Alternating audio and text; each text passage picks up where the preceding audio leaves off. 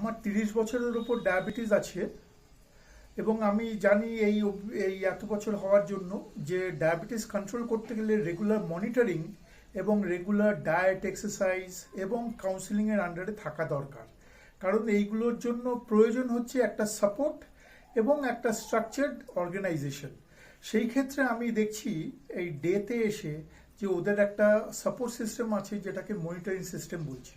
Monitoring system মানে হচ্ছে এখানটাতে রেগুলার ব্লাড চেক আপ করানো হয়, রেগুলার ডায়েটিশিয়ান ডায়াবেটিস এডুকেটরদের সাথে যোগাযোগ করানো হয় এবং তারপরে ডাক্তারের সাথেও পরামর্শ করার সুযোগ থাকে। এই জিনিসগুলো খুবই প্রয়োজন একজন ডায়াবেটিক পেশেন্টের জন্য, কিন্তু সাধারণত আমরা লেম্যানটাকে এটাকে নেগলেক্ট করি। কিন্তু ডেতে এইখানটাতে এইভাবে এই জিনিসটা থাকবার জন্য এবং এই মনিটরিং সিস্টেমে এসে জয়েন করবার জন্য আমার এইগুলো করতে সুবিধা হচ্ছে এবং রেগুলার বেসিসে করতে পারছি এবং যার ফলে আমার ডায়াবেটিসটা অনেকটাই কন্ট্রোলে আছে।